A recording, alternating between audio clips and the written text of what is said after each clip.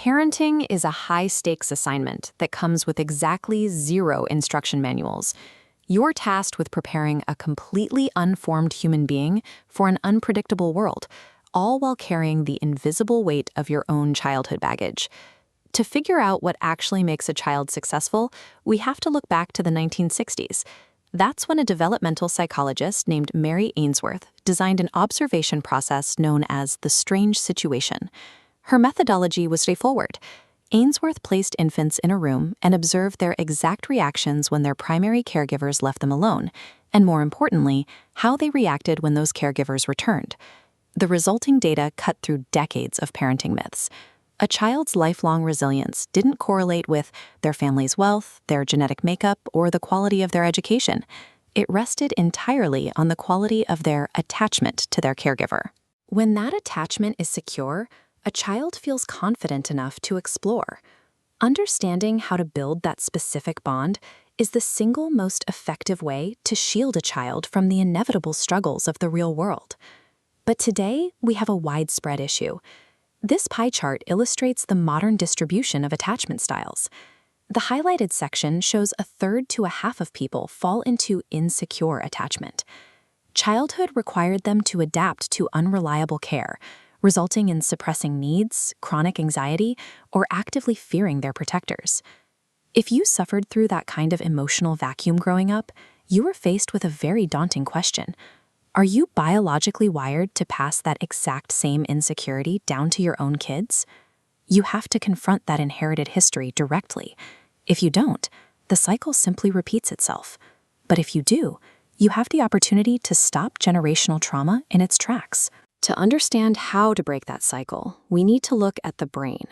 This animated diagram highlights two specific neural pathways. The first is a mammalian attachment circuit that tells a child to seek comfort from a parent.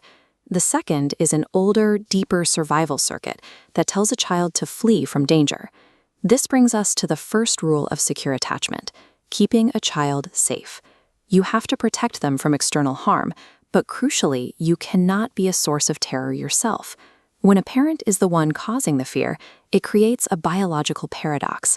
The survival circuit screams, "Get away from the danger," while the attachment circuit demands, "Go to your parent for comfort." The child is trapped with two conflicting commands firing at exactly the same time. If you can avoid that paradox and keep them safe, you move to the second requirement, ensuring the child feels seen. This requires what researchers call mind sight, recognizing and validating the child's internal emotional state, rather than just reacting to their outward behavior. Once they feel seen, they can be soothed.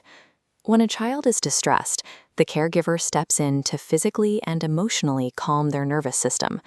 Over time, that external comforting teaches the child how to eventually calm themselves down. When a caregiver reliably provides those first three elements, safe, seen, and soothed, they generate the final outcome, security. By repeating these actions, you are physically building the foundational circuitry for emotional regulation. This consistent presence allows the brain to develop a reliable model of the world, giving the child the physiological ability to handle stress and connect with others later in life. Now, it is impossible to provide those elements perfectly, 100% of the time. Parents are human. You are going to lose your temper, get distracted, or miss the mark. When that happens, you create what psychologists call a rupture. But the rupture isn't the end of the story. The critical work happens in the repair, the moment you swallow your pride, apologize, and reconnect with your child. This animated diagram shows what that repair process actually does to the brain. It triggers a physical state called integration. Different, isolated regions of the brain begin to link up and communicate with one another, forming a highly unified network that retains the specialized functions of each individual part. Trying to be a flawless parent is biologically unnecessary.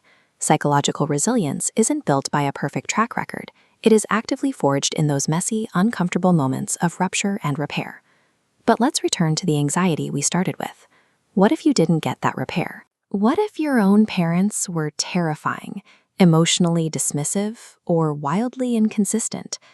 The most remarkable discovery in modern attachment research directly answers this fear. The events of your childhood do not dictate your ability to raise a secure child. What actually matters is whether you have a coherent narrative. This means taking the time to reflect on those traumatic memories and making sense of them.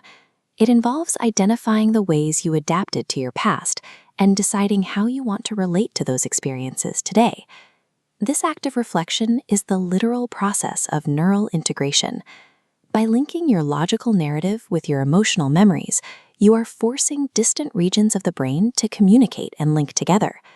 Because your brain remains plastic throughout your life, this inner work allows you to physically strengthen these connections, effectively shifting your own attachment style from insecure to secure. Raising a secure, resilient child doesn't demand a pristine family history. It only requires the courage to make sense of your own story, so you can clearly and completely show up for theirs.